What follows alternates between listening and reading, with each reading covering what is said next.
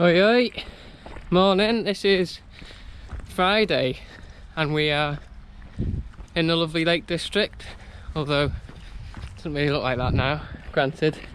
But I've driven up to Windermere, or Bonus Windermere, to have a crack at a bit of a recce for the lap in a couple of weeks, because I haven't been feeling great this week. Had a bit of a cold, you can probably hear it in my voice, so it's not been great. I've got some of the sessions done, the rest of it I've took easy. Now I feel alright to get out for a long run. Maybe not race effort like it was meant to be, but it's Friday, it's going to be bank holiday this weekend, and that's pretty much the only chance I'll get out for a long run. So we'll see how we go. There's a few extraction points if I need it, but I feel alright now actually. I can fuel from the go today, so I've got 90 grams of carbs per hour roughly with me. Some of it in my liquids, some of it in the gels, and we're just climbing out now to join the trail. This is part of the route actually, part of the lap route. But yeah, we're just climbing out. We'll be on the trail in a minute. I'll catch up with you in a bit.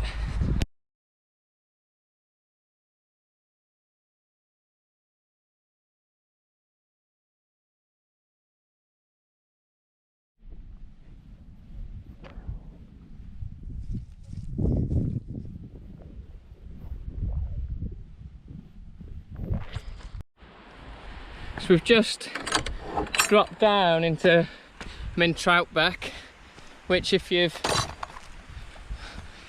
done the Lake 50 or 100 or done any of those recce's, you'll probably remember, which is up over there somewhere. So you drop into Troutbeck before you go on to Ambleside. It's weird how I was just thinking how runs sometimes like jog your memory, because the last time I came down there I was in the Lake 100 and I'd wanted to do well, but my main kind of aim was to finish, because I touched on the first week, had DNF'd in the first one. Second one was even worse if anything. I'd just ruined my ankle ligaments. So by the time I was dropping into Troutbeck, every step was painful, and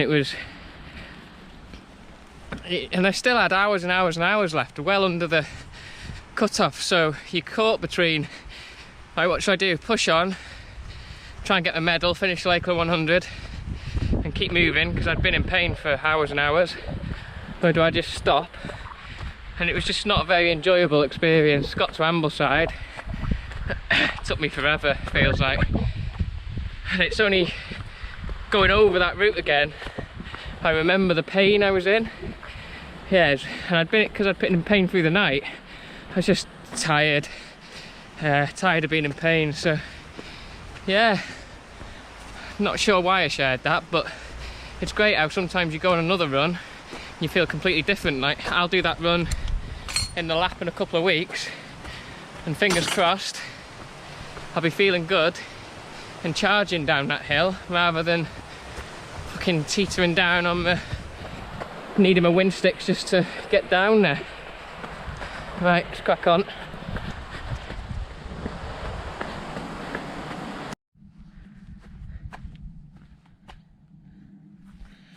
Yeah, so we're off up the Wansfell section, up Nanny Road or Nanny Lane or whatever they call it. I've already been up that once before. It's pretty steep if you don't know it's coming. Wansfell in all its glory. Yeah, don't think I've ever been up here and it's been that nice, to be honest, and this is pretty typical. Humidity is high though, so I'm sweating like mad. Anyway, nice section this.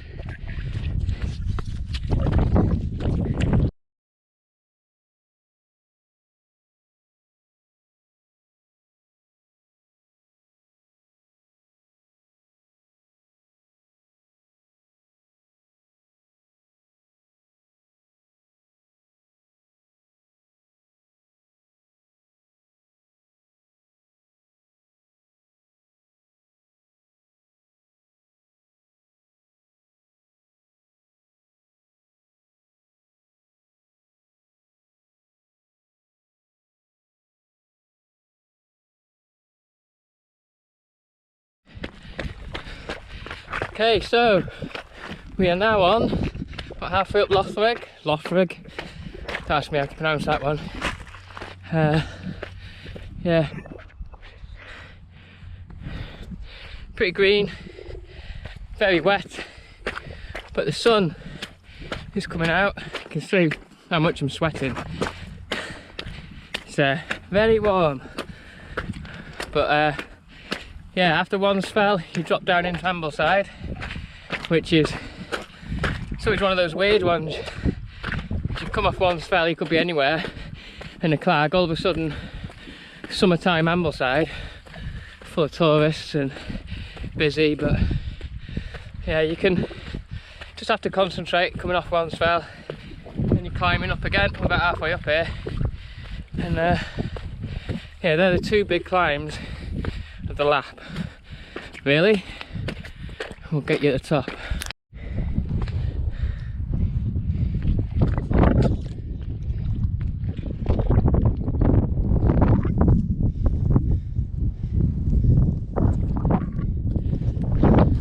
Yeah, so that's the top, Lothrig. Very wet up here, as in the ground. It's nice. Nice to have a bit of a breeze. Yeah, we're going to drop down now, and I think it's a bit of easy running. I've just been saying this on my Instagram stories. I don't know if you lot do it, but I've realised today that, like, every time I pass someone with a dog, say they're coming towards me, I can see them coming obviously, and I smile, nod my head to the dog, don't even make eye contact with the human. It's weird. I've only just noticed that I do it today, but definitely done it twice. Couldn't tell you what the humans look like. We've gone past one spaniel and a Labrador, nice chocolate one. Yeah, I don't know if anyone else does that, but if I see you and you've got a dog with you, don't take offence. Just I like dogs more than people, mostly.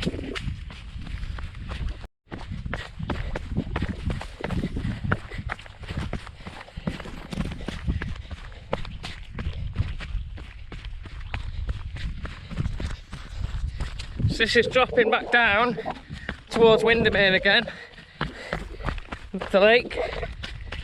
Nice bit of running this.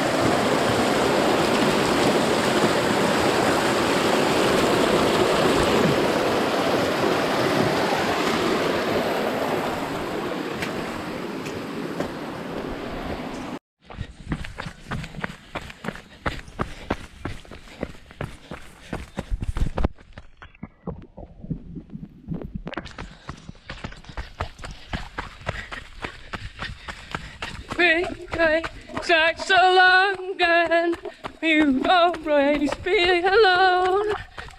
I feel and I need so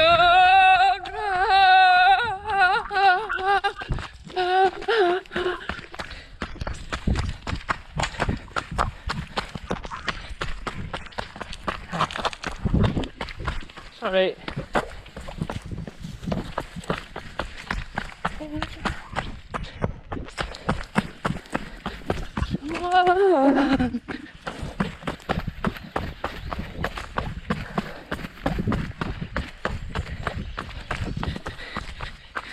This is a great descent into basically the ferry at Windermere, I think.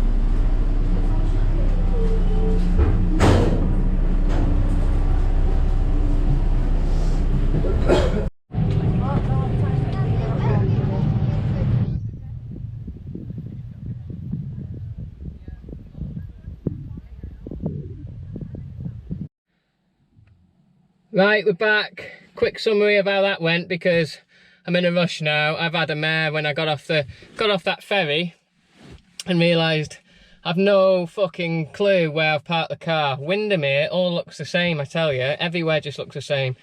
Every road looks the same. So I've been up and down pretty much every road in Windermere trying to find my car. 36 minutes later I found it. So yeah, I had to log on to Strava, find what road I kind of started the run from this morning. I mean, come on, 4 hours is a long time to remember where you parked the car. And kind of get my sat-nav on the phone to take me to that road. Jesus. Anyway, we're back. The run went fine. I feel good. Whether I feel good later on, we'll find out. I've had a quick change. We'll get moving in a minute. But yeah, the course of the lap is pretty good actually. Some runnable bits, some kind of technical bits. It's really wet out there, muddy. Just a good day, I guess. 4.5 hours odd. Ice cream on the ferry over, and then lost in Windermere. So right, okay, it's the bank holiday weekend. Have a good one. If you can't be safe, be careful.